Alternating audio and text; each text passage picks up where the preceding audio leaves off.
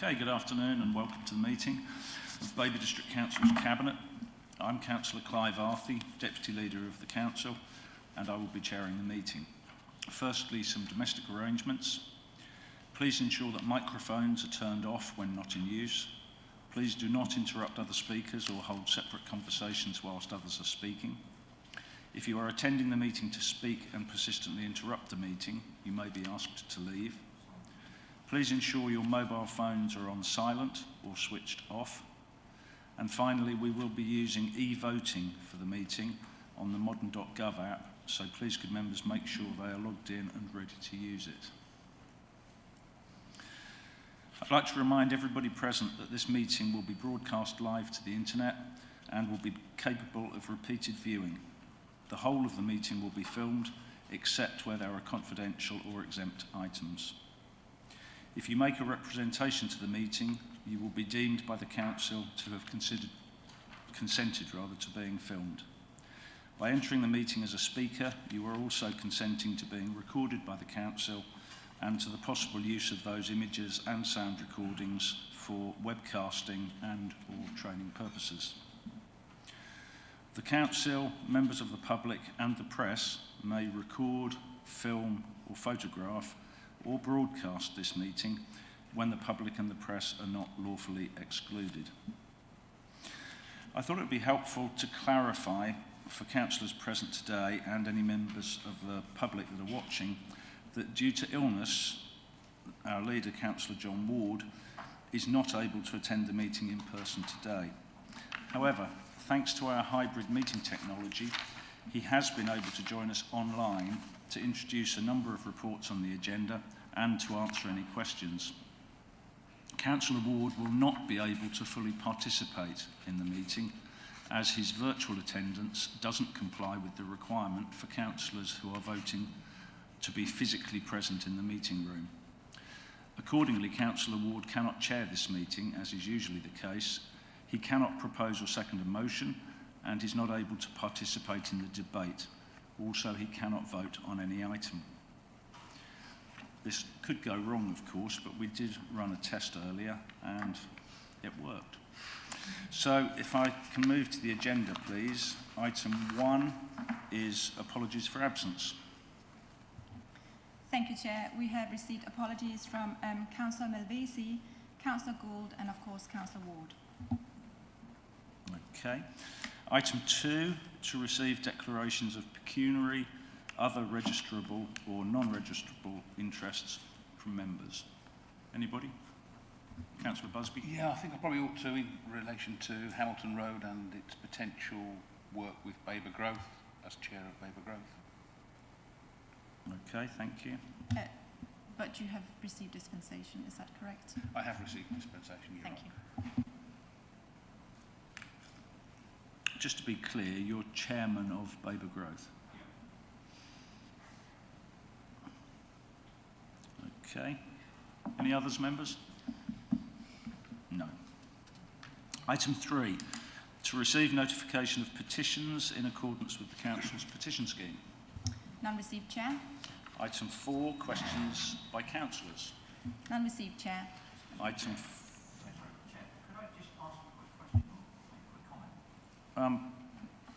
what, on that particular item? Just a question, if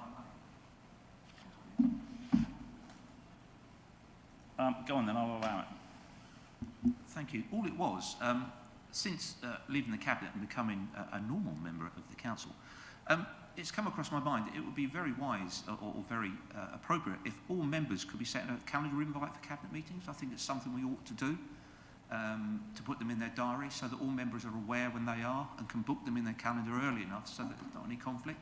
I think it's something quite simple and I think it would be beneficial to all members.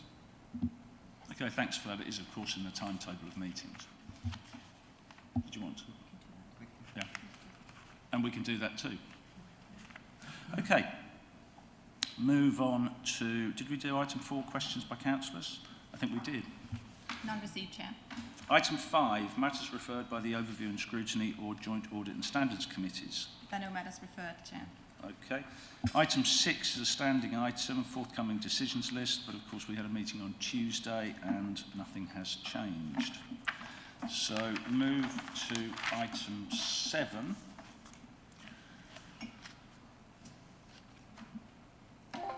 And this is BCA 2213, Q4 performance. And we have the Cabinet Member for Customers, Digital Transformation and Improvement to introduce the report, Councillor Alistair McCraw. Thank you, Chair. I'm very pleased to introduce this quarterly report. This is for Q4 of 2021 to 2022, split into its usual separate areas. Rather than go through in detail everything in that report, it's a lengthy one. I have got some highlighted notes from the main directorates, if you'd like me to go through some of those notes. But if you prefer me to just refer to them, if any people have any questions, I'm happy to do that as well. Okay. I'll take direction from you as Chair. Well, I'm happy. I'll carry on. I'm happy. Well, did you say that you wanted to take questions? I can take questions, or I can just provide the notes I have in front of me, but I think the report speaks for itself. I should add, by the way, that this format will be changing at some time in the next 3 quarters. Had been hoped it would be by Q2. At the moment, it looks like it's more likely to be Q3 before we see the new format. The information contained, of course, will be the same.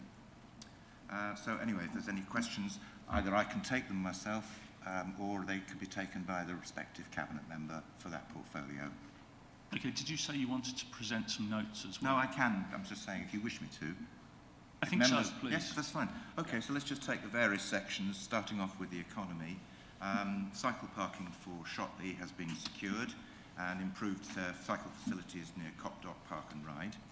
The LC WIP, the local cycling and walking infrastructure plan development work, has been completed. A draft sustainable travel vision has been endorsed by Cabinet, and this has been forwarded to Suffolk, who will be largely responsible for implementation. We've developed a marketing campaign promoting attractions and holidays in Babergh through Visit Suffolk. In the environment portfolio, 56 solar panels at the Wenham depot are now connected to the grid, and they are generating electricity. The main construction work on the solar carports at the Kingfisher in Sudbury was completed, and the project completion was scheduled for Q1 of 2022-2023, and I believe that is actually being completed. So the lot of this report, of course, is looking forward from Q4 into what is now the present. It's always a problem with these reports.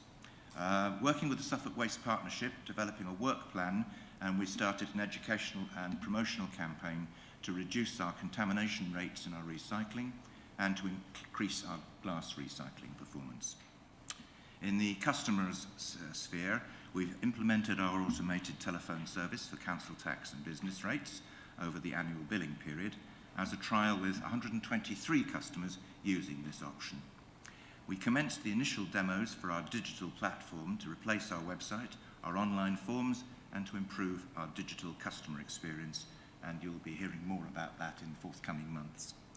Although, unfortunately, call waiting times increased to 3 minutes and 55 seconds, compared to an annual average of about 3 minutes and 16 seconds, we saw a higher call volume from council tax calls, which always come in Q4.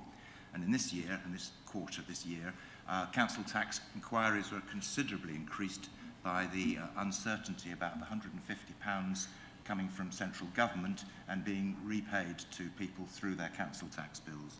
That caused some confusion and led to longer call waiting times. And also there were calls concerning Storm Eustace, if you remember a time when we had storms.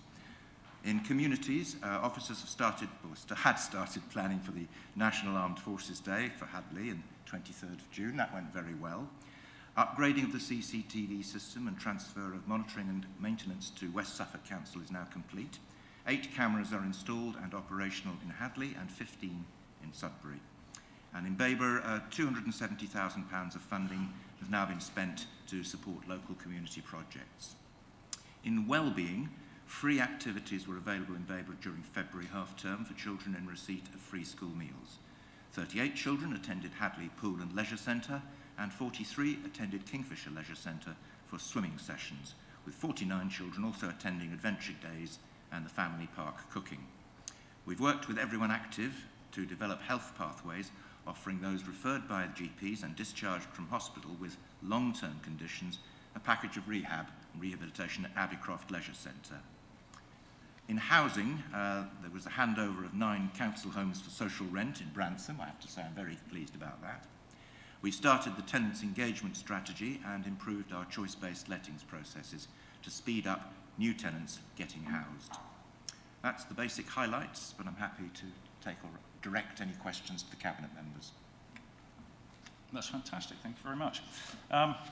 As I did on Tuesday, I'm going to invite questions from other councillors present before I come on to Cabinet questions and debate. Other councillors present, any questions? Yes, Councillor Holt. Yeah, just something Councillor McCraw said about the solo carports in Sudbury. They're not complete. Just to update you on that. They are still cordoned off and are not operational.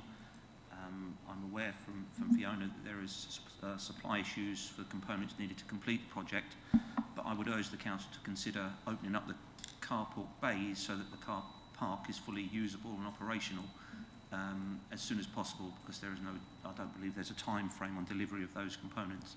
So I think for the benefit of all, that would be better for the people of Sudbury, and I'm sure Councillor Anne would second that.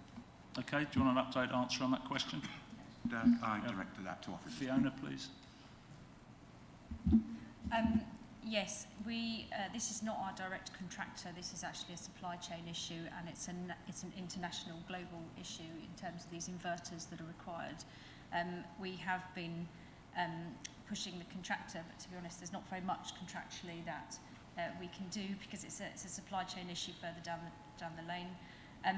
We absolutely acknowledge we need to try and reopen the car parks. We're just trying to make sure that the solar carports in their existing condition are safe, so that we can open the spaces as soon as possible, and we'll be getting some communications out around that in the next few days.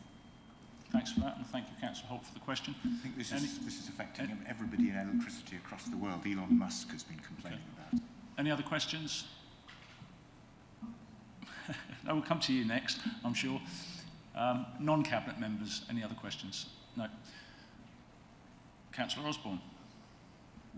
Thank you. Vision to myself sitting there for the moment. Yeah, thanks for the report, Alistair. Customers, page 16.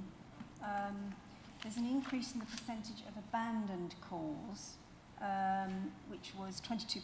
That's an 8% increase from Q3. Now, it could be that this first quarter, when we get the report, it will show an improvement. But what are we doing to actually address the number of abandoned calls? So when it comes to the call centre at the moment, and particularly in this last quarter, Q4, whenever you've got an increased waiting time, it follows that you're also going to have a longer chance of people abandoning, simply because they're waiting longer. Now, when you're dealing with the council tax, which was the principal part of these queries, and people were asking questions about the repayment and how they were going to get theirs, the first people to be repaid were those who were paying by established direct debits, historical direct debits that are around for some time. Those people who had just taken out direct debits would have to wait until all the others were paid. So there were some uncertainties. In the final analysis, anybody who didn't have a direct debit set up will find themselves being refunded. But it took a long time to explain that. I would say that I think when it comes to people abandoning calls, don't forget that this doesn't mean they can't call back later when call volumes are lower, and that is usually our experience. I'm also taking note that the satisfaction level amongst our customers is quite high still, at 4 stars. Yeah, did you want to come back? Yeah. Thank you, Mr. Chairman. Yeah, I understand and I appreciate the fact that you'll always have an upturn when you've got the council tax billing time period, and also with the added to that the £150 rebate. I understand that, but we know when these things are coming forward. At least we have a month's notice of it, if not longer. Do we put additional resources into that when we know there's going to be a surge of calls? Yes, we do, as far as we possibly can, because we're always, but there is actually an overall overarching difficulty in recruitment across the entire council. That's affecting quite a number of things that we would like to see done more easily. And also training people in customer service on the phones. It's not the easiest job in the world. It takes a couple of months or so to settle in and feel comfortable with the role. I've done it myself. So, yeah, it's not great. We are still recruiting and we are still training people. And we do shift resources around where those resources are available. I don't know if Sarah has anything to add to that.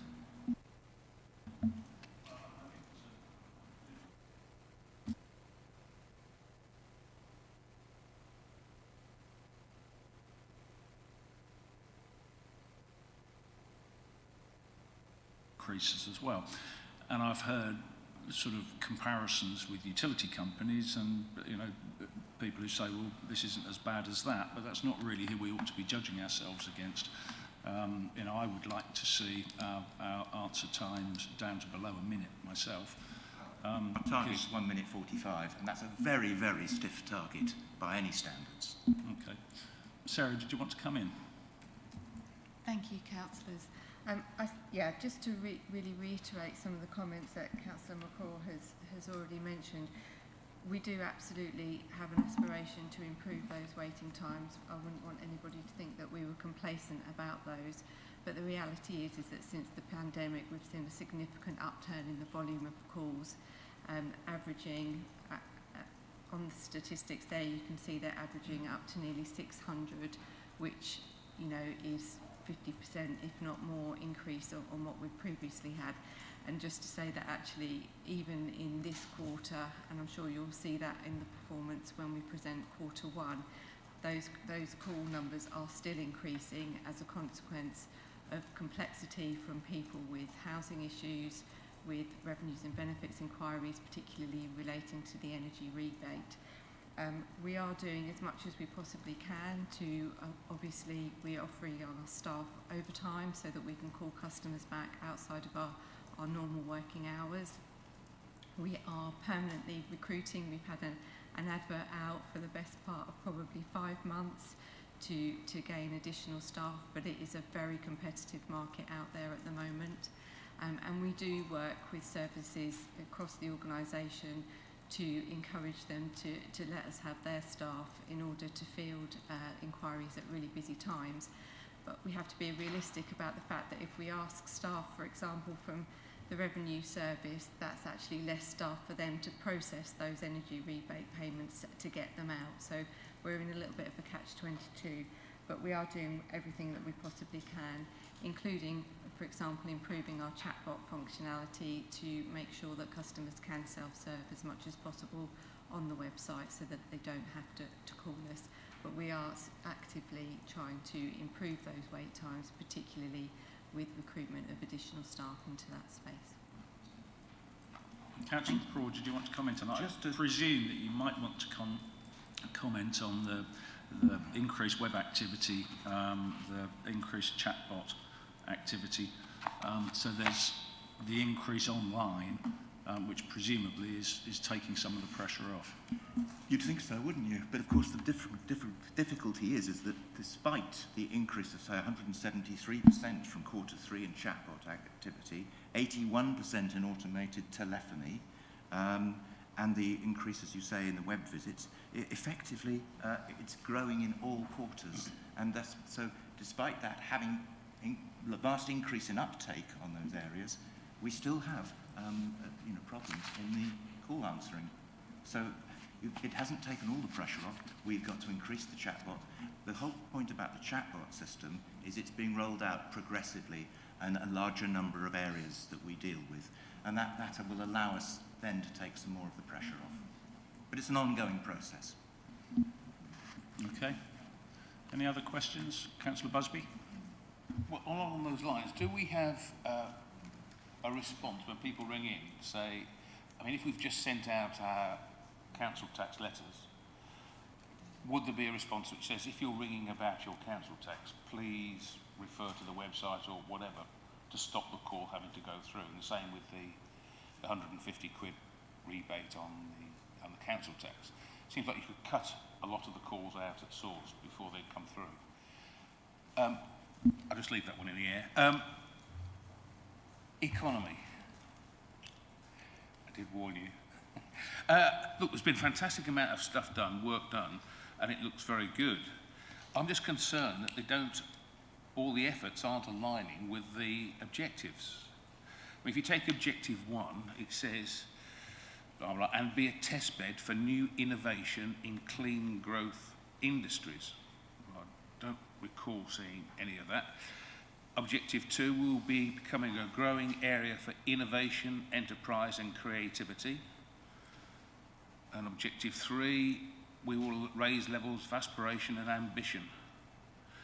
I'm not convinced that all the things that we're doing are delivering to those 3 objectives. I mean, they're great objectives, very tough objectives, and the kind of objectives that we ought to be aiming for. But I'm not sure that the right hand is delivering what the left hand wants. So what are you saying? Are you saying that the section on progress and the section on what we plan to do next, are you saying that they don't marry up with the objective? Basically, yeah, we're doing a lot of work on economy, but it's not delivering to us achieving the objectives that we've set. Right. So you're saying that there's not as much in progress as there should be? There's plenty in progress, right, but not towards the objectives. It's not, whatever we're doing in here isn't going to deliver the objectives that we've set ourselves, like being a test bed for new innovation in clean growth industries. Can somebody tell me what have we done to help deliver that? Okay, I'm not sure if it's not quite a question, perhaps, not fully, but anyway, we'll get Fiona to attempt to help with an answer. Well, I can answer, which is fortunate. So I was not wanting to disagree with one of our councillors, but they do absolutely follow the broad headings that we have there. The 3 headings that we have are taken from our economic recovery plan, and they are a broad set of themes across that recovery plan. As we report month on month, not every single item that sits within connected and sustainable, for example, in any given month is going to do all of that. But if you look collectively across the year, then all of our projects relate directly to those 3 themes. So if I pick up, I think one of your points was around the test bed, the knowledge transfer partnership that we're working on with the University of Essex, for example, which the University of Essex have put a large amount of money into, that will be launching shortly across Babergh. And that's absolutely about working with small businesses to create test beds and support them to grow to be fast-tracked, innovative businesses that will deliver large amounts of economic growth for the district. So that's one example. I'm happy to take it offline and have many more discussions about many of the other examples. Chair, Okay, just before you do, in the first test of our new technology, I think we've got John Ward who would like to provide an answer to the question as well. This is the first test of the new technology. Yep. Yeah, thanks, Chairman. I must admit, I was surprised by the question, and Fiona has covered a number of the things that I was going to say, to be honest. But I think that, as Fiona said, these are the themes in the Economic Recovery Plan, and the items that are listed here, plus lots of others, are addressing these themes. Fiona's mentioned the University of Essex Knowledge Transfer Programme, but also things like Innovate Local, the opening of the new Innovation Lab in Sudbury. All of these are components that, when put together, will deliver against each of these objectives. So there is a huge amount going on, and not all of it done by just Babergh acting alone, but also working in partnership with others in the county as well. So I'm very confident that we are delivering against these objectives, and will continue to do so, and that we are showing measurable achievements against those. Thank you, Councillor Ward. Councillor McCraw. I've just wondered if the outcomes-focused reporting that we expect to be using in the future might make things a little clearer for Councillor Busby. I think that might be fair to say, because that's the very purpose of having outcomes focuses. Okay. Yes, I'm sure it will. Look, I don't want to be picky about it, but in the first one, Objective 1, solar carports project in Sudbury on track for delivery. What the hell's that got to do with it being a testbed for new innovation in growth industries or being one of the best connected places in Suffolk? That doesn't mean anything. Successful 90,000 grant confirmed for changing places, bid for Babergh for levelling up. That's not to do with new innovation in clean growth. Planning application for the park entrance. That's nothing to do with new innovation in clean growth.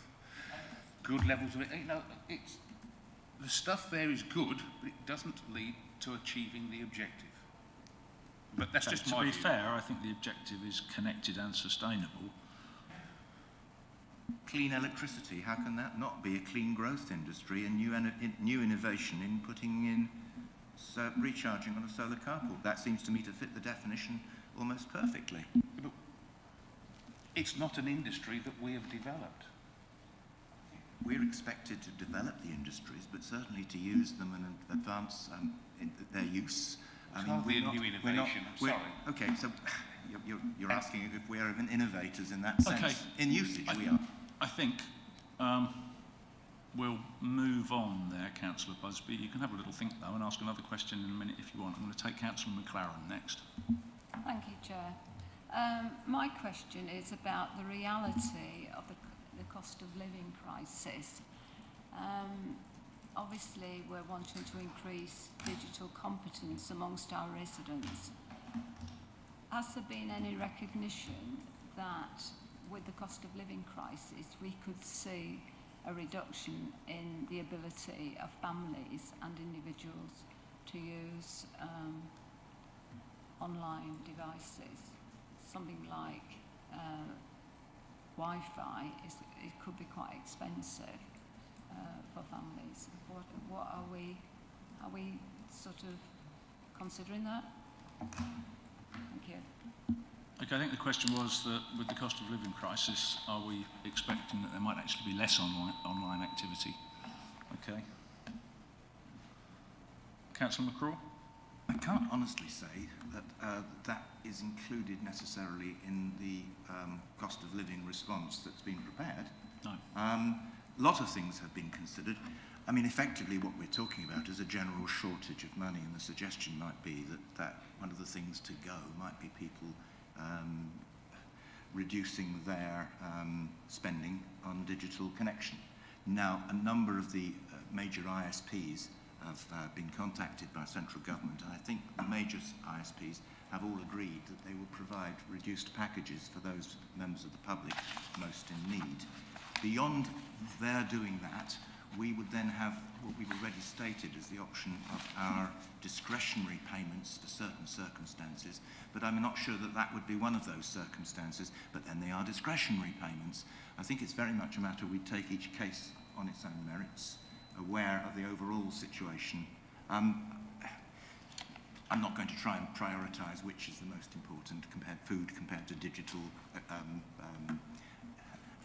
ability and access. Okay, that's just, I don't think it's something we've included specifically. Okay, are there any other questions? I'll remind you this is just for noting, so there's no debate on it. Councillor Busby. Thank you. Customers.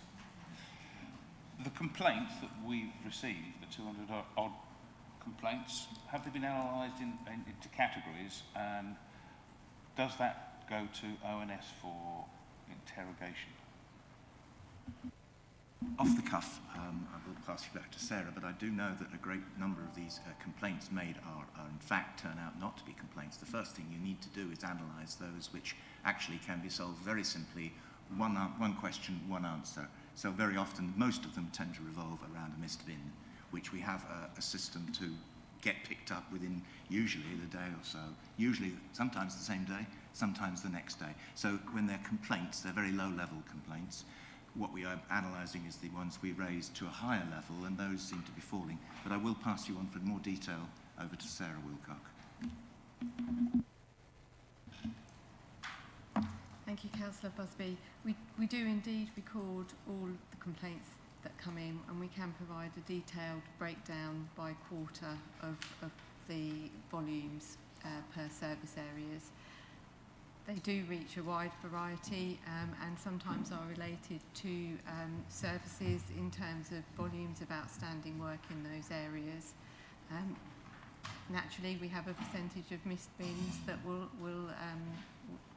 be part of those numbers, but also things like housing repairs, for example, where we know that we've got some work to do to get up to speed, will account for some of that as well. I'm happy to provide some further information to yourself and Cabinet on the breakdown of that. And we have in the past indeed taken more detailed information to overview and scrutiny. Okay, thanks. I think it's probably the best place for it. Yeah, I've got a couple of things then on, I guess, coming across communities and well-being. One of the key issues that are affecting communities at the moment are redoing their neighbourhood plans because of the JLP being not thrown out, but being postponed.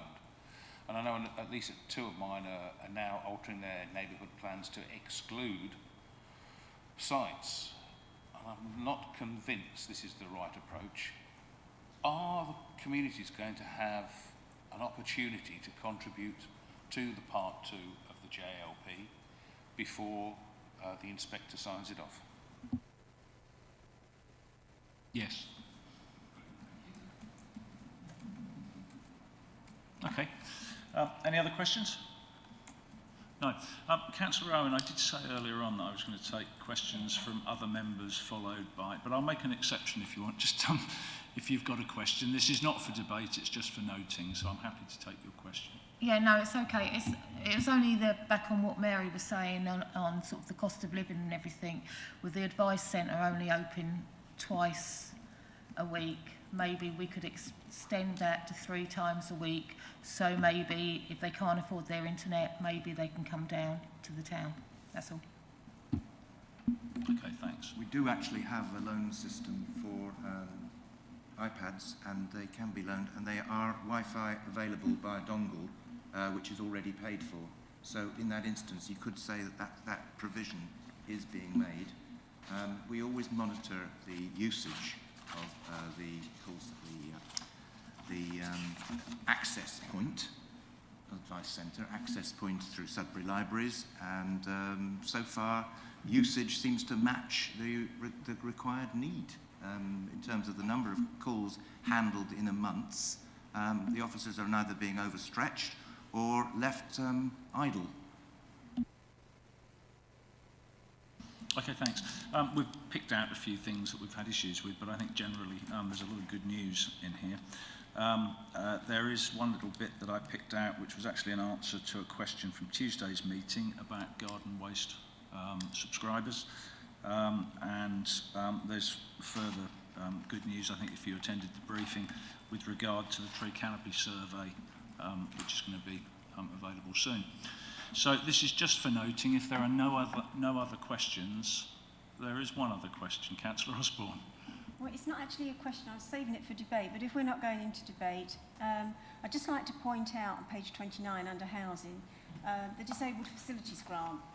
If members will recall, about 2 years ago, 18 months ago, we were struggling to spend 60% of that grant. There's been a lot of promotional work done on it, and I'm now pleased to report that actually 104% of that grant has been spent or is committed. That's a fantastic result. That's gone from, as I say, 60% right up to over 104%, over 100%. So that's fantastic news. And on the fly tipping, you know, I'm always, I'm like an old record, I suppose, raising my concerns about domestic fly tipping. So because of my concerns, I had a meeting with Public Realm to discuss how we can reduce the level of domestic fly tipping on our developments, and some really good actions have come out of that. I'm not at liberty to say what they are here today because I need to get approval to those actions, but I will let all members know what those actions are going to be once they've been approved. But it was a good meeting and there were some really good results coming out of it. So hopefully we'll be starting to address that level. Okay, thanks for that. Councillors, I think you've had all of the questions that you wanted. It is just for noting. Can we note the report and move on? Thank you. And move on to item 8, which is BCA 22/13, the UK Shared Prosperity Fund. We've got 2 Cabinet members involved here, Councillor Mary McLaren and Councillor John Ward.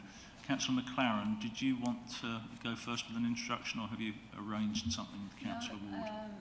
Chair, I've arranged with John that I will go second. Okay. Right, can we bring Councillor John Ward live online? Thank you. All ready? We're ready. Right, good. Technology is working, Chairman. Have faith. Right. I would like to introduce paper BCA 22/13 to update Cabinet on the development of the Council's draft UK Shared Prosperity Fund investment plan and the associated public engagement activities. The Shared Prosperity Fund was launched by the Government in April 2022 to replace EU structural funds as part of the wider levelling up agenda. There are 2 parts to the fund: Multiply, which addresses the need to improve adult numeracy skills, and the District Shared Prosperity Fund, which aims to support district and borough councils build upon their own strengths and address local needs while creating pride in place, and also which will deliver against the missions identified in the Levelling Up White Paper. In consultation with the key stakeholders and partners identified in Section 6, we are currently developing an investment plan for Babergh and Mid-Suffolk, addressing how the 3 Shared Prosperity Fund priorities of community in place, supporting local business, and people and skills can support our vision for the districts and our economy, communities and well-being strategic priorities. Several projects have been identified from the Communities and Wellbeing Strategies and the Economic Recovery Plan, and these have been grouped into 6 project themes: community engagement and development, town centre and cultural programmes, events and festivals, recruitment support, business support including net zero activities, and finally skills and employability support. Babergh has been allocated just over £1 million over the next 3 years, and the financial details, including how the total will be split, are provided in Section 8. Some of the funds will be top sliced to support delivery of Suffolk-wide priorities for shared areas of delivery, such as skills and business support. The investment plan must be submitted to Government by Monday 1st of August, and so we cannot delay finalisation of the plan. Now I'd like to hand over to Councillor McLaren, who wishes to say a few words, as many of the interventions fall within her portfolio, and also for her to propose the recommendations. Thanks, Chairman. Thank you, Councillor Ward, and you will be available to answer questions if required. I will. Thank you. Councillor McLaren. Thank you, Chair. Thank you, John.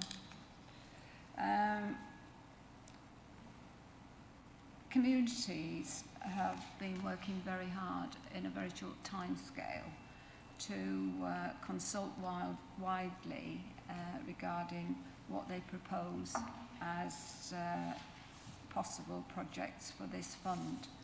I was quite surprised.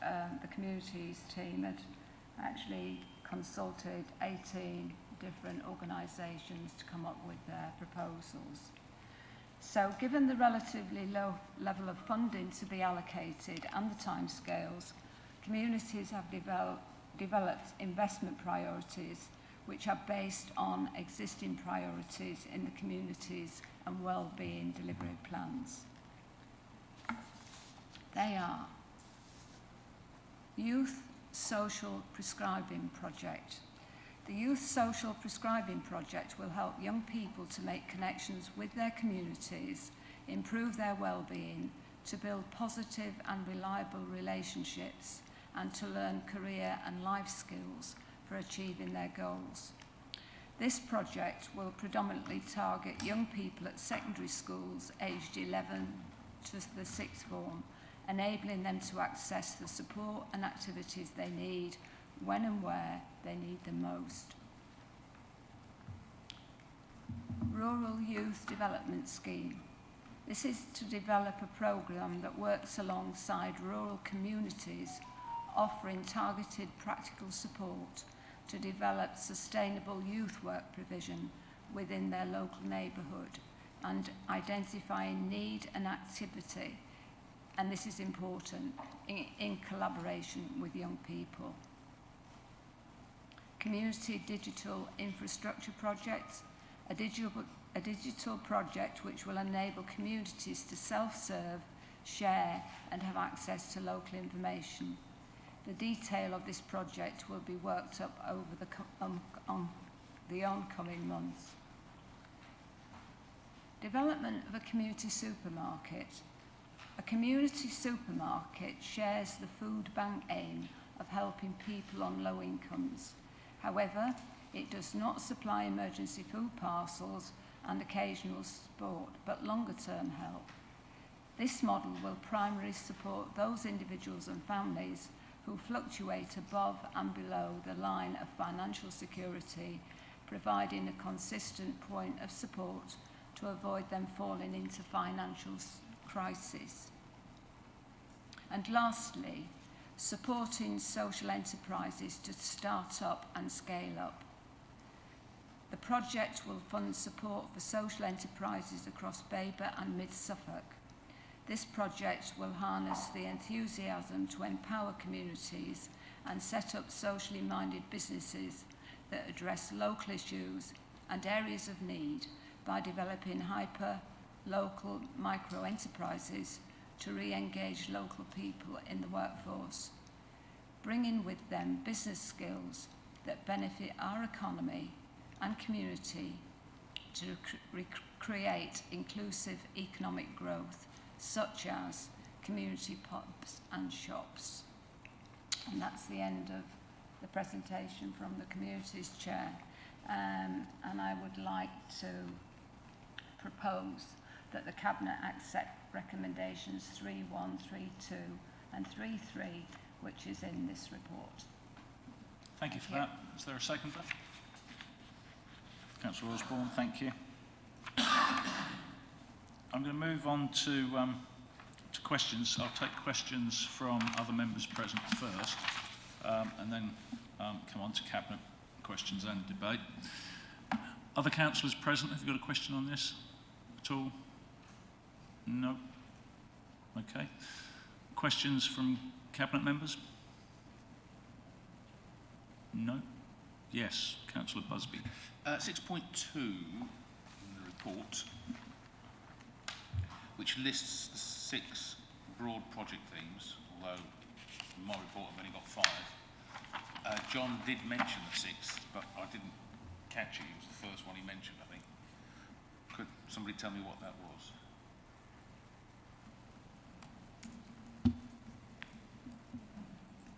We can probably ask Councillor Ward. He's here. Yes, please, Councillor Ward. Yes. Yeah. The first one, right, only 5 are listed in the report, unfortunately. Community engagement and development.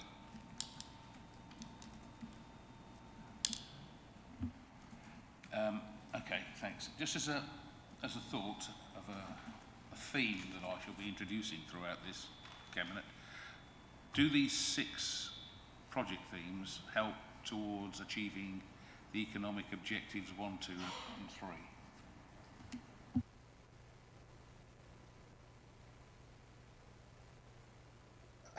Who's that question for?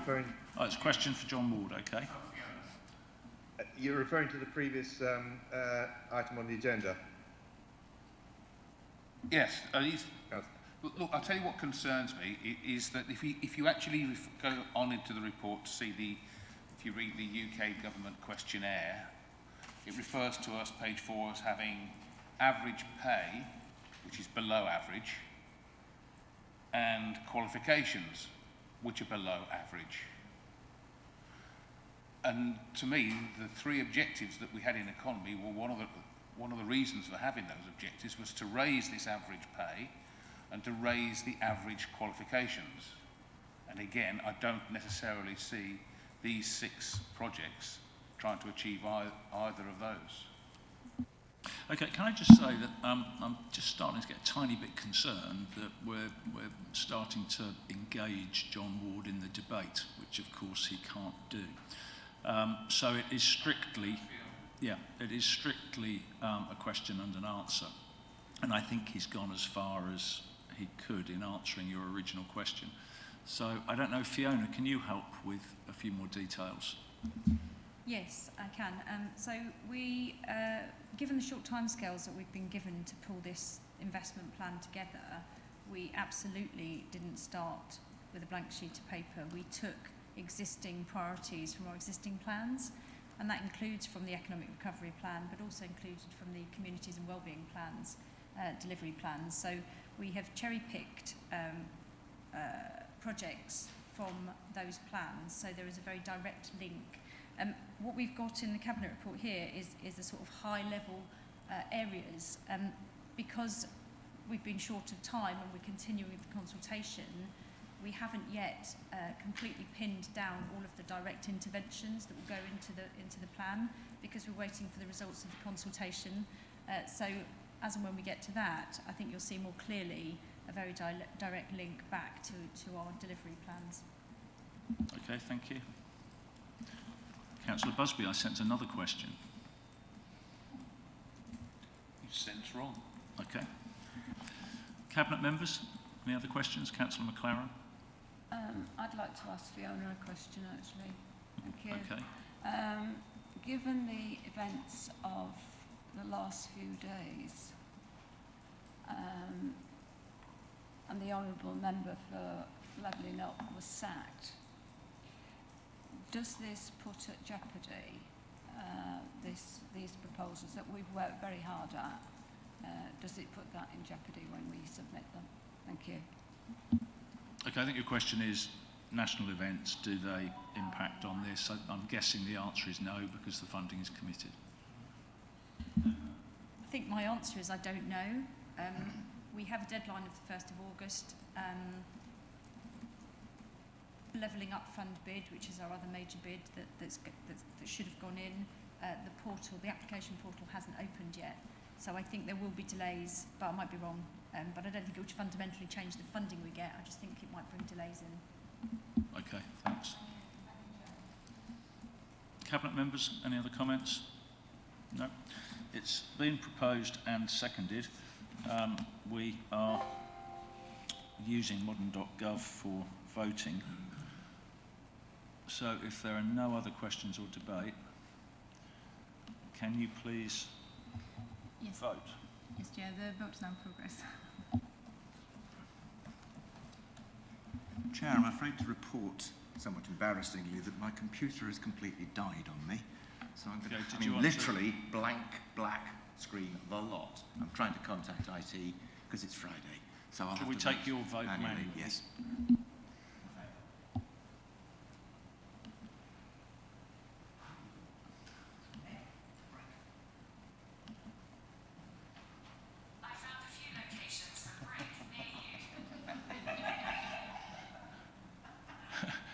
But his phone's working well.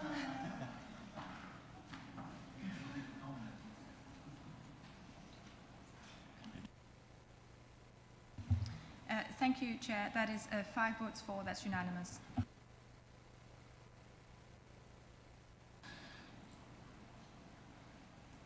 Move on to item 9, which is BCA 2214, the Hamilton Road Quarter Regeneration Scheme in Sudbury.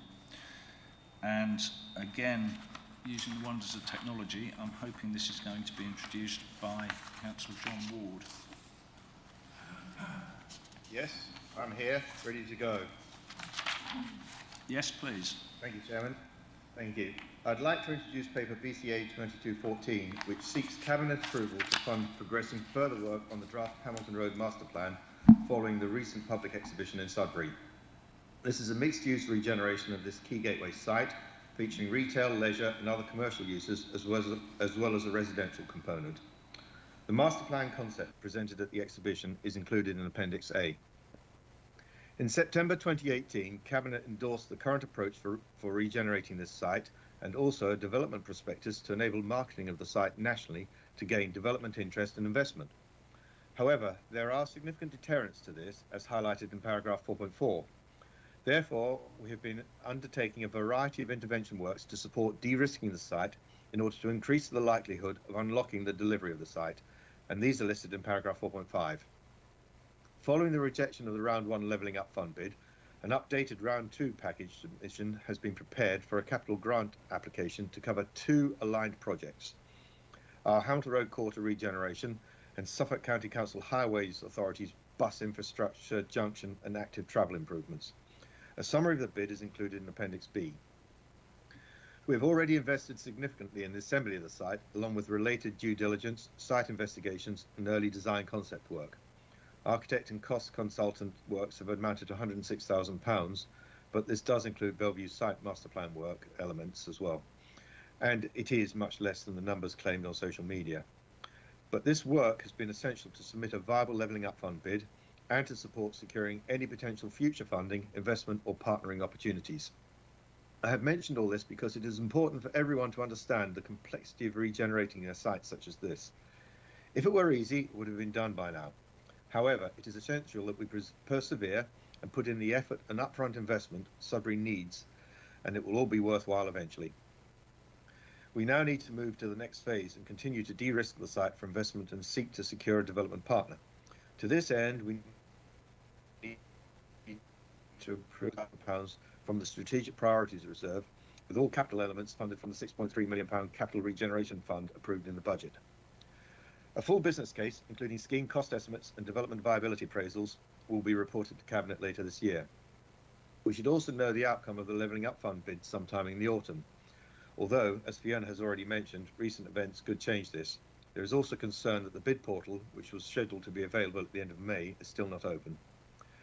The interest shown in the public consultation was great, with many visitors, both residents and businesses, over the weekend it was held, and the feedback was overwhelmingly positive. Given this level of initial community support, I would like to ask someone to propose the recommendations at section 3 of this report. Thank you, Chairman. Thank you. Yeah, that's 3.1 to 3.3 and 3.5 and 3.6. There is no 3.4, just to be clear. Is there a proposer? Councillor Osborne, thank you. And a seconder? Councillor McLaren. Okay, thank you. I'm going to take questions from other councillors present first. Do any of you have a question? Councillor Holt. Thank you. I've got 4, if I may. With reference to 3.2 in the report, including its preference to explore partnership with Babergh, I do have grave concerns about this. Babergh has no pedigree in delivering this type of scheme, and it's questionable whether they have the skill set to do so. So I would ask Cabinet to be very cautious about taking that approach. I appreciate it says explore, but I think for this site, with a site of this magnitude, we really do need the most expert professional teams involved as we can, and I would like to raise that point, so please bear that in mind if you would. Another point. Did you want to deal with that as one question? And then you can do, Chair, yeah, if you wish. I'll take further questions. Yep. I'm not quite sure who's best placed to answer this, but I'm kind of looking towards Fiona again. So I think Councillor Holt pointed out what we have in the report, which actually is we will investigate opportunities with Babergh. I don't think that's compelling us to necessarily treat with that, and obviously Babergh need to assess the opportunity themselves. So. Okay, thanks. And we are talking about a residential phase, aren't we, effectively? Councillor Busby, did you want to help with an answer to that as well? Well, no, yes I do. We work, Babergh is a partnership between Babergh and Norse, who do have the skills and qualifications and experience to deal with these kinds of projects. They've been doing them in the past. We will not necessarily be laying the bricks ourselves, but we'll be using the right kind of developer to do these kind of things. So I think I have confidence in Babergh to do that. Thanks. Councillor Holt. Yeah, the next thing was really to do with, if this computer will work, 4.5. The essential elements of this scheme must be made clear to the public. By this I mean the bus station being removed, the new roundabout near Waitrose and Station Road, and the on-street bus stops. This scheme cannot be allowed to be derailed at a later stage. The public and businesses in Sudbury need to understand the elements, the key elements, that cannot be changed for this project to be brought forward, the regeneration project. And I think it's essential that we get that message across to people, and if there is any debate to be had on those sensitive areas, it's held very early on, because what we don't want is what we've had in the past, is months and months go on, years go on, and then all of a sudden these sort of things come up. So I think it's essential that we get those key elements out there. They can't be changed. They're fundamental to delivery of this project. Okay, so that question is partly, I think, about the knock-on effects of things like the movement of the bus station. Correct. Yeah, so they're not directly related to this scheme proposal, but they're things that will happen as a result. The scheme cannot go ahead without the removal of the bus station. Okay, so what exactly is the question? You want the question reassurance? The question is more a statement. I want to ensure that we, you as a cabinet and officers, fully engage with the public to make them aware of the very key elements of this regeneration programme that are fundamental to it going ahead. What we've had in the past is debate going on and on and on, especially re the bus station, which has scuppered schemes in the past. And I think if we're honest and upfront with people about the fundamentals of this that can't be changed, I think we'll have a buy-in much better than we did previously. Yeah, I'm sure you're absolutely right, and very good points, but I'm not sure there's a question in there. So, well, the question is, can we please ensure that we have that commitment and involvement? Yeah, okay. I've got John Ward who's nodding on the screen. I was hoping that I might wait until the answer to the end of the questions and then invite you to answer sort of as you feel fit. Is that okay? Yeah. Yeah. Okay. So yes, you've got another question, Councillor Holt. Yeah. Do the Suffolk County Council improvements included? Do they include those that are part of the Chiltern Woods development and the associated S106 funding?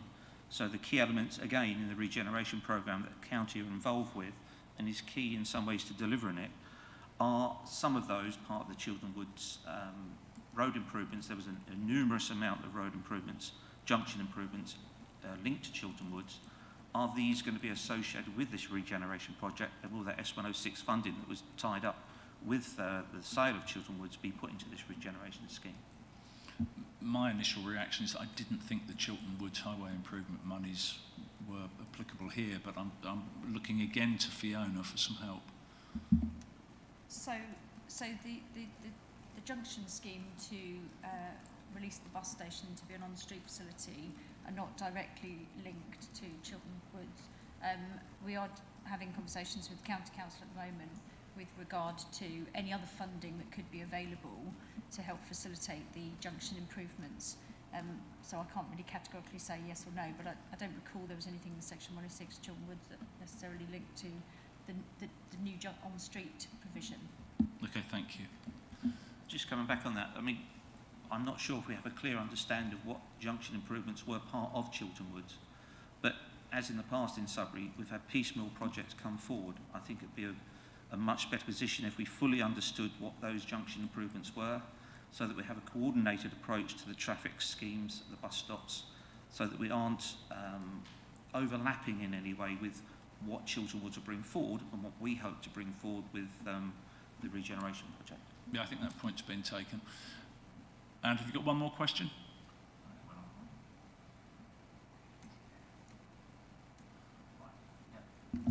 Okay, is the Cabinet committed to delivering this scheme regardless of the success of the Levelling Up Fund bid? As with the previous Cabinet I sat on, it's important that we have the four political parties' firm commitment and agreement along with the independent members, so that we have to bear in mind that from May 2023 we will have a new administration, and a lot of things could change with the members sitting here today. So I think if we can get that political buy-in from the four political groups, that should carry forward the momentum of this regeneration scheme into the next council. So I'd like to see that we can get the buy-in from all those political groups. Yeah, it's not really a question, but a good point, well made, and I agree with you. Okay, Councillor Ward, have you saved up some answers to some of those questions? I have two answers, I think. Firstly, about the key elements of the bus station removal and the associated junction improvements. We will continue to keep them. Councillor Holt's right. We do need to make sure that the public is fully aware of those requirements, and they were all highlighted very clearly in the public exhibition the other week, and we will continue to put that message across. So there's no need have no fear that that will not be highlighted continually over the forthcoming months. And secondly, with regard to commitment, regardless of the success or not of the Levelling Up Fund bid, absolutely, yes. I think I speak on behalf of everyone. We are committed to that success. And we will also look at obviously things to do with the phasing of the scheme viability in terms of what other potential funding sources there are as an alternative to that. And again, we will be working with Suffolk County Council on their aspects of the work, the junction work, because they are committed to supporting the bus station move. So that there's total commitment by both Babergh and Suffolk County Council for this. Thank you, Councillor Ward. Well, is it another question? No, it's a statement, really. Certainly, I mentioned about the 4 political parties. The Conservative group certainly will be supporting this regeneration scheme. It is questions only. But I do I'll find let that you get strange. away.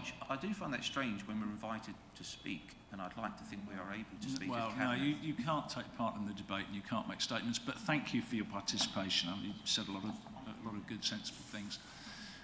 Councillor Owen. Yeah, thank you for that.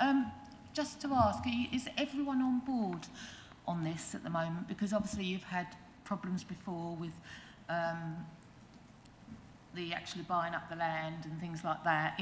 Have you talked to everyone now? So is everyone on board? Fiona? We've certainly talked to everyone. I can't say at this point in the project that we've signed up everybody in terms of the land ownerships.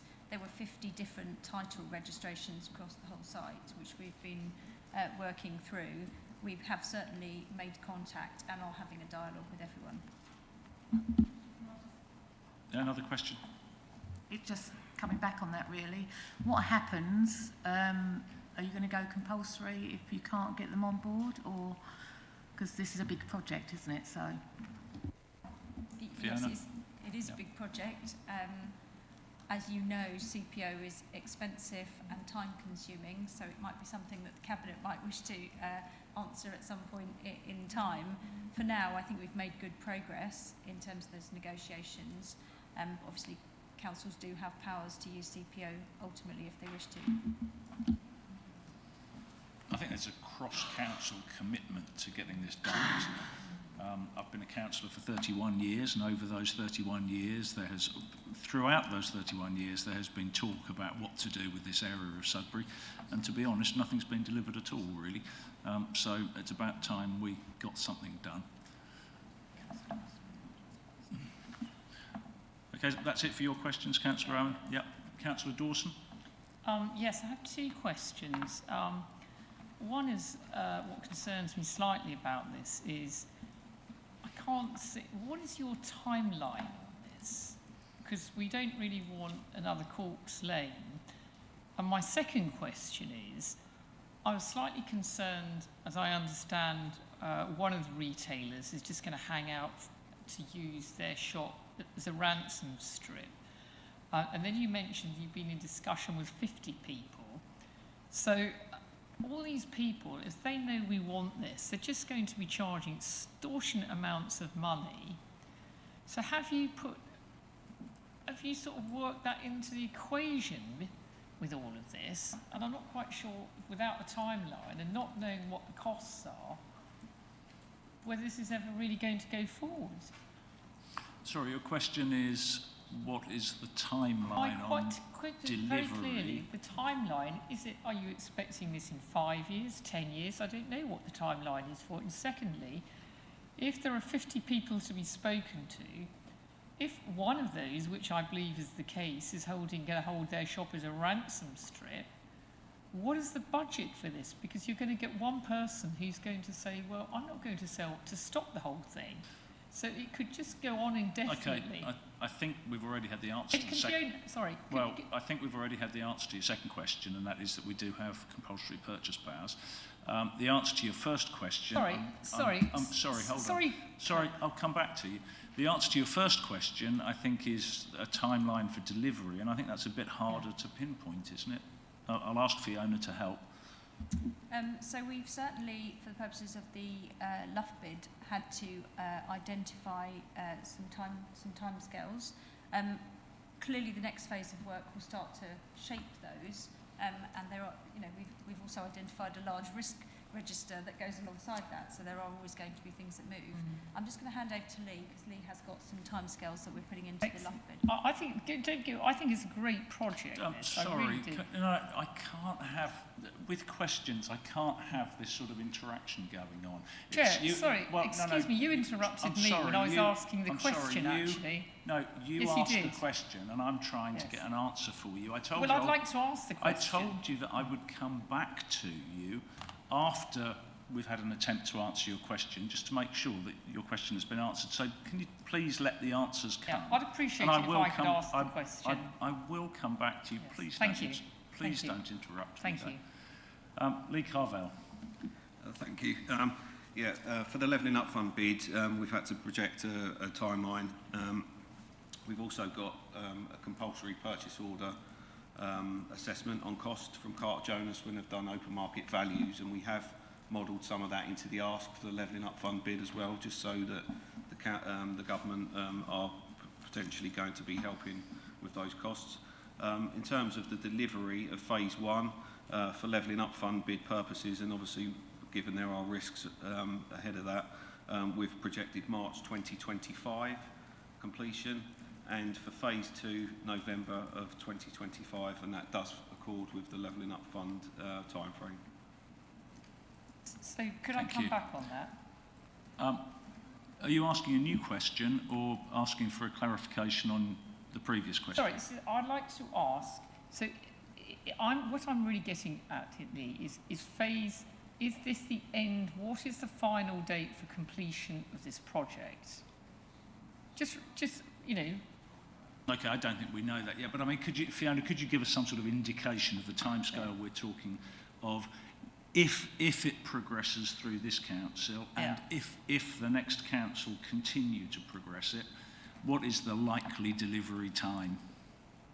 So, as Lee said, for the purposes of the timescales around the Luff bid, because we've had to do extensive work for that bid, we have projected that if none of the risks materialise and if we continue on a positive trajectory in terms of acquisitions, etc., that we could have practical completion on phase two of the schemes, that's the second phase, by end of 2025. I will caveat that, though, by saying big town centre projects like this are fraught with challenges, and that's our best estimate as we sit here today. You mentioned the 50 different titles, which, by the way, are titles. They're not necessarily owners or landowners. But every step of the way, we will have to stop and look at the risk. So that timescale could change, but that's our best estimate at the moment. Okay, so the answer to your question is could be as soon as 2025. With the caveat. And then my other question, if you could just, again, so there is not a budget. What you're saying is we will compulsory purchase these shops where people might try to hold us ransom, definitely, and that applies to all retailers. I'm not sure if that's another question. You've already been told that we do have the powers of compulsory purchase if they're necessary. That question. So, thank you. What is different about this question? Jonah? Sorry? I've just asked Fiona the question. Well, you don't ask Fiona questions. You come through me. So what is the question? Do you want me to repeat it again? Please. Right. We've just assessed that there might be compulsory purchase, and I have asked, is this absolutely for all people, all retailers on that site? All would be compulsory. If there's any, I mean, hopefully there won't be any issues with any of them. But if there are, can I just seek confirmation that you will be compulsory purchasing all those properties, which is, I think, what you said, I'm not quite sure, that's why I'm asking. No, that's not the intention at all, is it?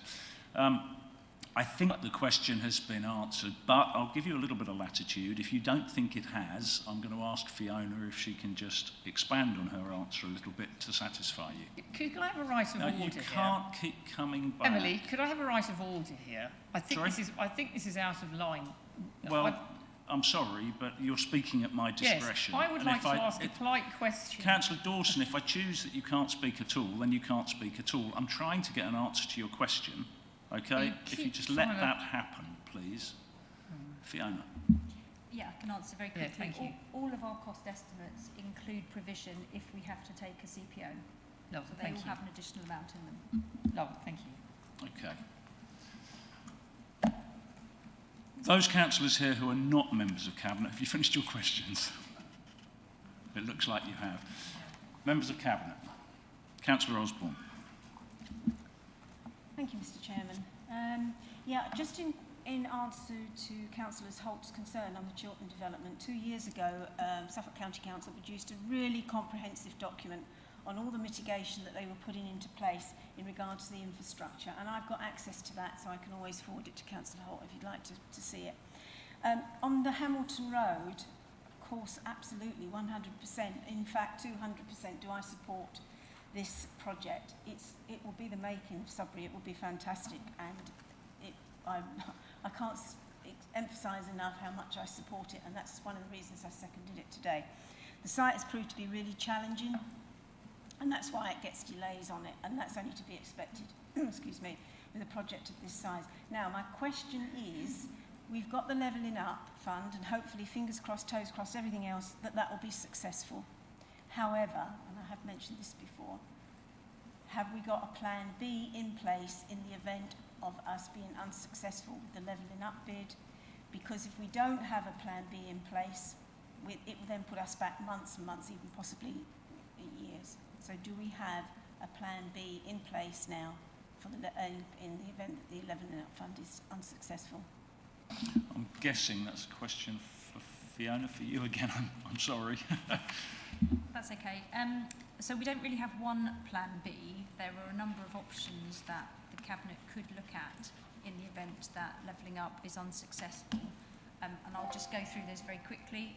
One is that we could change the scheme, make it smaller, take stuff out of it. The other one is that it just becomes more expensive for whoever ends up funding it. The final one is that we bring in other external funding, and we're looking at that with Suffolk County Council at the moment. Okay. Any other questions? Councillor McLaren. Thank you, Chair. I think this is for Councillor Ward, actually, if he's still on the line. Yeah, I was going to come back to Councillor Ward before we move into debate, because of course he can't take part in the debate, so I was going to come back to Councillor Ward before we move to debate, just to see if there are any answers to any of the questions that he wanted to I'm going to ask the question then. Okay. In the risk management section of this paper, there is I'm trying to see how many, 1, 2, 3, 4, 5, 6, the sixth one down relates to the failure to provide strong local leadership within Sudbury Vision programme that stifles the wider town investment opportunities. I would like that explained to me. I wasn't sure who it was actually referring to, Chair. Who did you think that was a question for? Well, I was going to address Councillor Ward, actually. I thought he might have that Okay. answer. But I mean, I'm happy with Fiona answering it. Okay, if we can get Councillor Ward back, if he's willing to answer that question, or if there are any other questions that he wanted to add an answer to. Councillor Ward. In terms of other questions, I think they've all been answered fairly clearly now, and I have also myself earlier provided some answers. So the commitment is there. Should the Levelling Up Fund not be successful, we will be seeking alternative funding. We've got commitment from Suffolk County Council, as I mentioned earlier. So all aspects of this we definitely will pursue with as much haste as possible. As I've mentioned before, under the complexity. However, the leadership, we have had in the past a partnership board with various parties in Sudbury to push forward the vision that we have for the town. This is the vision for prosperity.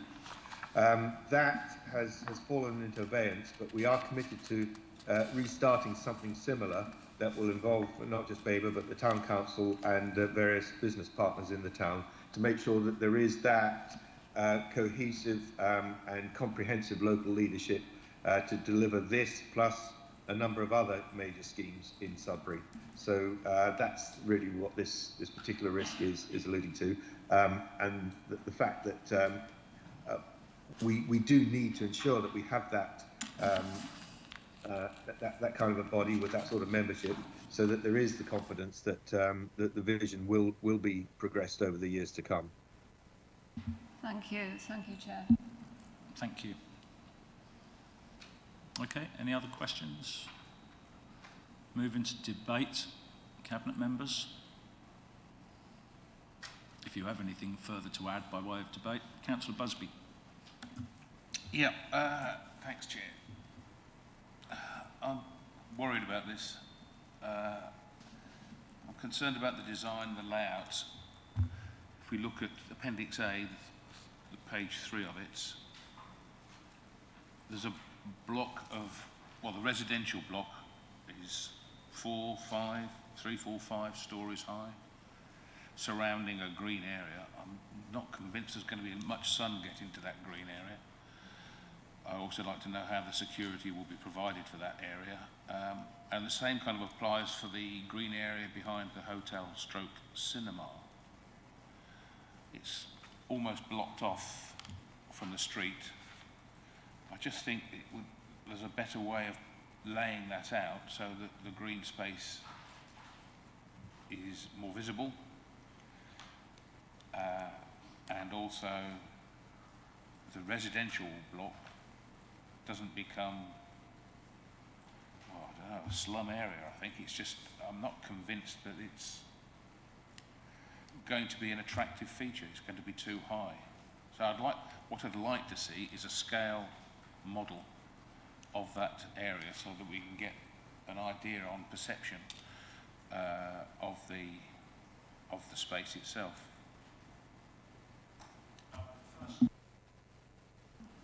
Yeah, firstly, can I just be clear about which block you're talking about? You're talking about the one kind of in the middle of the development, are you? That 4-storey block that sort of creates a courtyard effect? Yeah, it does. It's high as well. It's at least 4 stories, isn't it, by looking by the number of windows?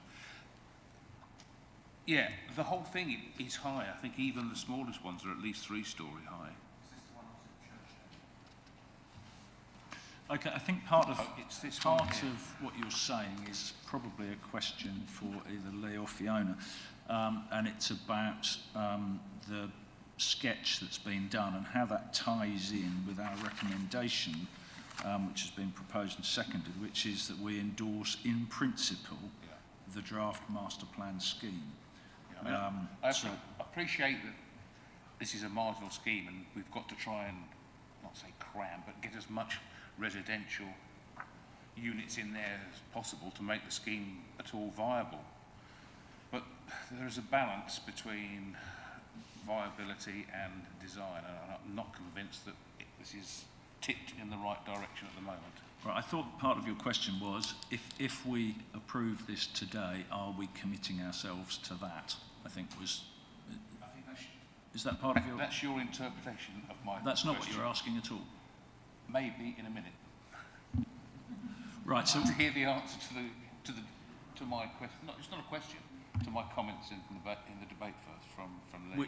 Which are that you don't think that will be a particularly good part of the scheme. I'm concerned about the designs, and I'd like to have some clarification from Lee that my concerns are ill-founded. Okay, we'll see if we can do that. Is that Lee or Fiona, perhaps? Fiona.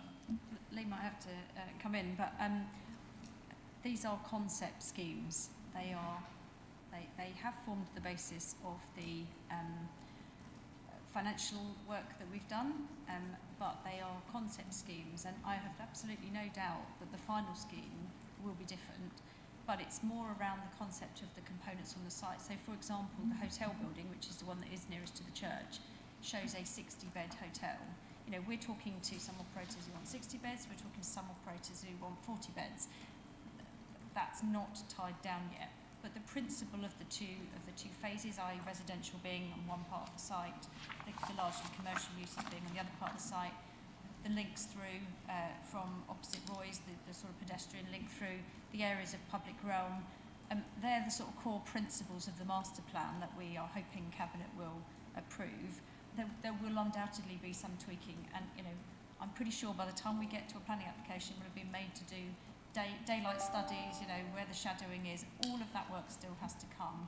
We're just not at that stage. So I would urge Cabinet to just view it as a high-level master plan at this stage, which has enabled us to go to the next stage. Okay, shall we just, Councillor Busby, do you want to explore what you said might be your next question? Because I think that would be useful as well. So if we commit ourselves today to 3.1, what does that mean? I mean, I'm guessing that you wrote this, that Cabinet endorse in principle the draft master plan scheme layout as attached. By saying in principle, we mean sort of the components and broadly where they are on the site, rather than necessarily exactly that configuration of housing, for example.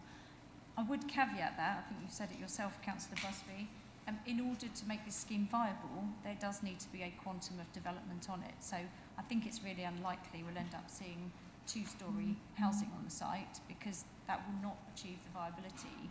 And, you know, that is the reason this scheme has not come forward in the past with a private sector developer, because they cannot make it viable. So that is why we, the council, are looking at how we can give it some leadership. So I'm not going to say that, you know, we'll end up with 20 houses on this site. If we do, and that's a choice that Cabinet make later down the line, it will be a scheme that you'll have to accept as not viable. Yeah. Okay. Councillor Busby.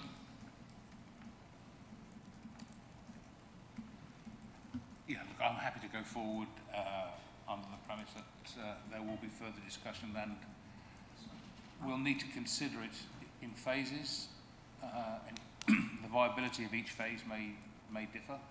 I mean, I think the residential phase would be viable, probably however many units we went for. I guess what we're looking for is some funds from phase 1 to help fund phases 2, 3, whatever.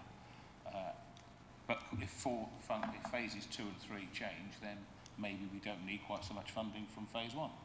So, given that this is the early stage of this project and that there will be potential changes, I'm happy to support it. Okay, and just a little bit more on that, I'm guessing that we will be having further engagement with the man from KLH who has come up with this concept, who, when he briefed us, I have to say I thought was excellent.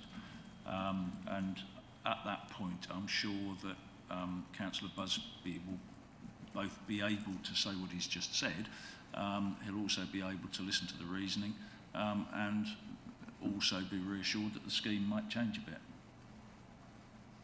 Yeah, because they're reporting back to Babergh, so. Yeah, I think that, I hope we're all wholly supportive of the principle of the regeneration scheme. Councillor McCraw. Yeah, I'm just looking through the concept layout, because it is a concept, but we are dealing with the general principles, and I'm looking at the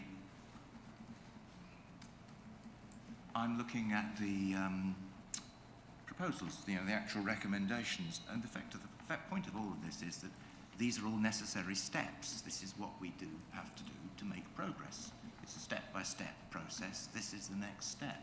If we've already accepted the idea that this has been presented to the public, generally very positive approach and very positive response from the people who went to the exhibition.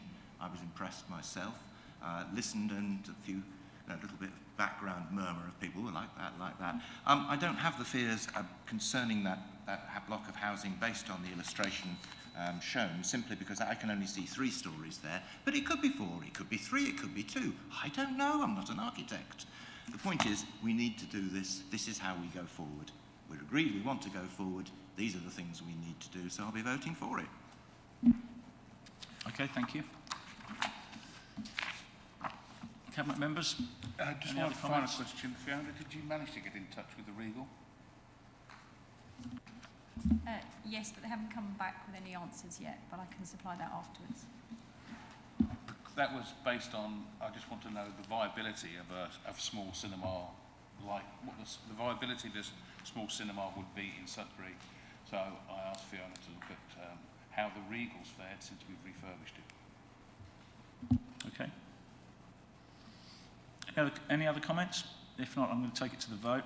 I ought to just remind you that the recommendations that you're voting on are 3.1 to 3.3 and 3.5 and 3.6. So those are 5 recommendations there, not 6.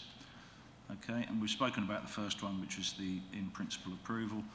3.2 is the preference for a two-phased approach, and the exploration of a partnership with Babergh Growth for phase 1.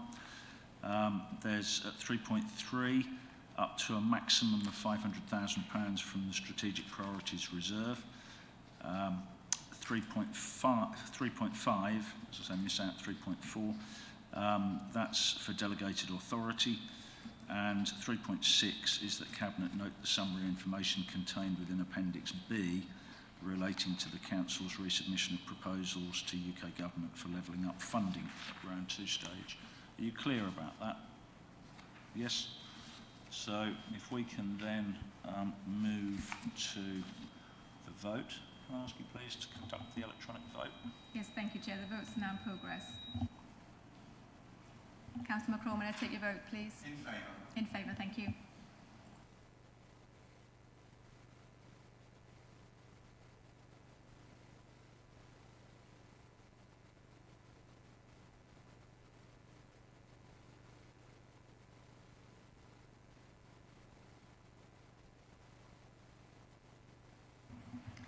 Thank you, Chair. That is 5 votes for. That's unanimous.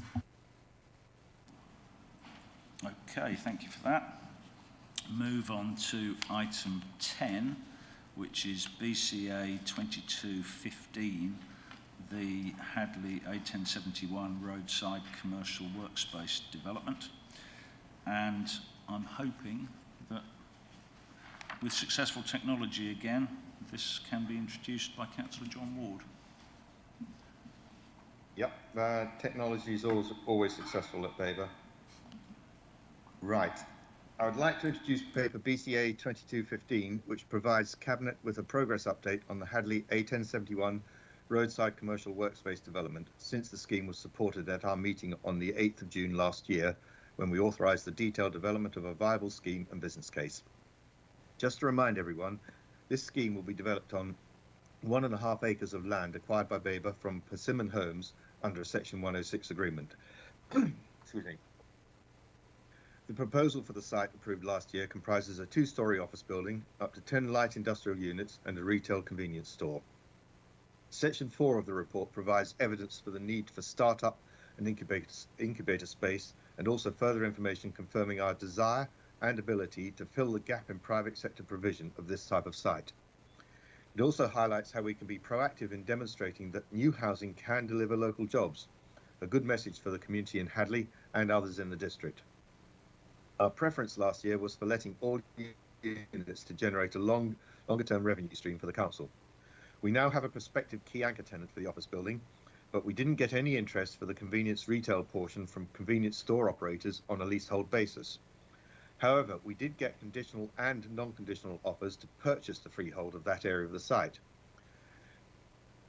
Use of 100% of the sale receipts to help deliver the whole scheme would improve the viability assessment of the project, reduce our borrowing costs, and still allow us to retain the benefit of longer-term letting income on the units on the remainder of the site.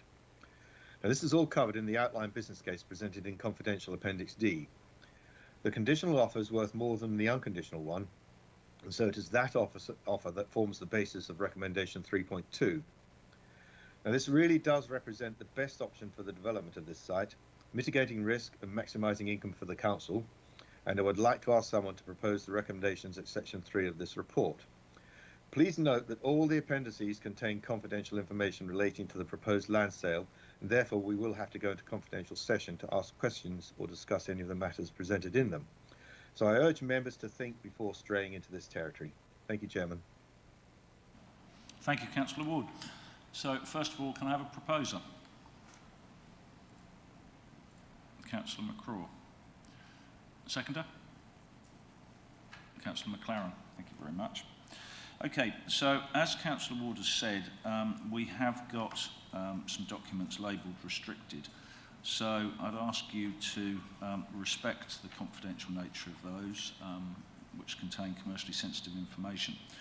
So I'm going to go to councillors that are here that are not members of Cabinet first for any questions. Please respect the fact that these are questions in open session. If you need to ask a question in closed session, then we can deal with that later on. So, councillors present, any questions? Councillor Holt. Yeah, I would like to confirm that the Cabinet and the Conservative Group support this scheme. It's one I've personally been heavily involved in bringing forward, and I'm pleased to see it in front of Cabinet today, which hopefully you will approve. I'm just keen to find out what the timeline is. So the question, again, similar to Councillor Dawson's earlier, is what rough timeline have we got for delivery of this project, should you approve it today? Okay, good question, and I think I'm probably going to look towards Fiona again for an answer. So this particular decision relates to the largely disposal of part of the site, and we can move quite quickly on that. So I'd envisage certainly within the next 3 to 4 months that we could formalise legal terms on that particular one. That then, in addition, the work that's already commenced on the wider site will continue. It's difficult for me to give a timescale on that because we are still negotiating with the potential anchor tenant, and they're not moving quite as quickly as I would like. So it's difficult for me to give an actual timescale on that one. Thank you, that's it. Thank you. Okay, thank you. Anybody else with a question? Councillor Dawson. Yes, if I may ask my question. It's just concerning, what I'd like is a recommendation from the Cabinet at this stage, before it sort of goes to planning, is that this will be obscured from the road, because one of the things that residents are really concerned about, what we don't want is coming along and Babergh plonking in this development, which can be seen from the road. So can we make a caveat that it's acceptable, because I think it's a great scheme, but with proper landscaping to obscure it from the road? Very simple recommendation that can be easily included, I'm sure. That's all I'd like to ask. Well, yeah, I'm not sure about that as a question. I think what you're asking is, could Cabinet attach some sort of a caveat regarding visibility from the road? Yeah, that is what I'm asking, yeah. I'm not sure if we could, it's a planning issue, No, but isn't it? And it would is, be, but could you make a recommendation that you would like to see that, which you can do? I don't think we could do that. Okay. Sorry. I don't believe that's legal. I don't think we can, as a Cabinet, make a recommendation for anything affecting the planning process. No, but I think it's an interesting point that's been made by Councillor Dawson, and I'm sure that with regard to the subsequent planning application that may well follow, that's a point that she can make. We won't be the applicant, of course.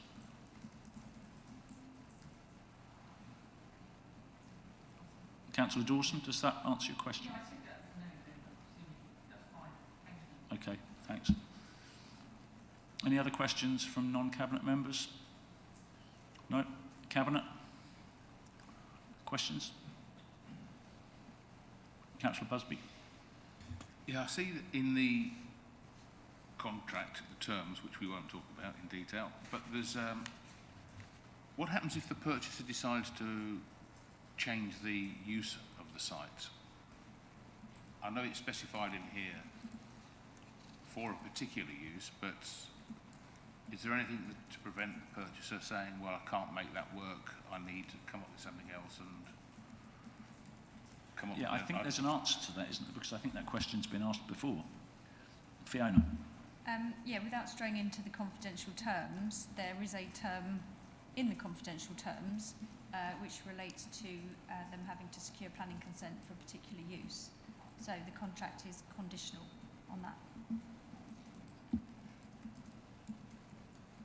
Okay. But if they could gain planning consent for that particular use, but then decide that they don't want to go forward with it and come forward with another planning application. Which would require a new consent. Yeah. Fiona? Yes, at the moment, the way the terms are worded, yes, you're correct. They could get planning consent, purchase the site and then do something else. I would add, though, with this particular site, there are fairly limited options. We will be putting in something that says they can't build residential on the site because we have a covenant ourselves around residential, so we'll be passing that on as part of the title. But other than that, I think they'll be fairly limited with the kind of uses they can get on the site anyway. Okay, I'm guessing that the reason you're asking that question is because it's possible that they could get planning consent for the use that they've described and then sit on it. Yeah, they could sit on it. The two alternatives are, if having gained planning consent, they find that it's not viable, they can't actually find somebody to run it, it just becomes a vacant site, or having decided that, they then come forward with an alternative use which doesn't fit in with the rest of the site. Okay, but it would require planning permission. So it would come to you or your successors for approval. Fiona? We can put as many restrictions on the sale of the land as we want. The more restrictions we put in, the less value. So we've tried to maintain it as open as possible whilst using a conditional contract to attempt to steer them in the direction that we want. And a question for you, Councillor Busby. If it was an appropriate use, would that necessarily worry us? We didn't come up with the use, it was somebody who was proposing. No, if it's an appropriate use, yeah, fine. If it's a 28-storey block of flats, then maybe not quite so. Okay. Thanks. Cabinet members, any other questions? Anything by way of debate? No? Okay. In that case, I don't think we need to go into closed session. So I think we can actually take the vote on the recommendations, which are at paragraph 3. That's 3.1, 3.2, 3.3 and 3.4. You all clear? Yes? Okay. So can we take the electronic vote, please? Thank you, Chair. The vote is now in progress. Take me a minute. Sorry, Councillor McCraw, may I take the In vote? favour. In favour.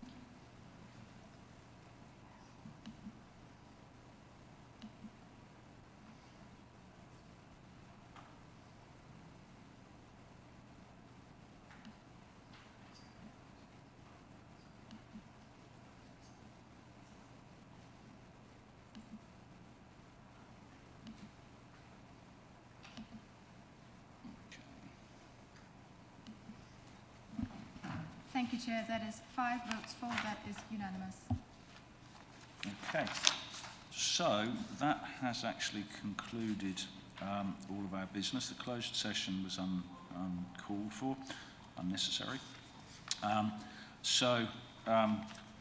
Just remains for me to say thank you very much. Our next scheduled meeting is Monday the 5th of September at 2 o'clock. Thank you very much.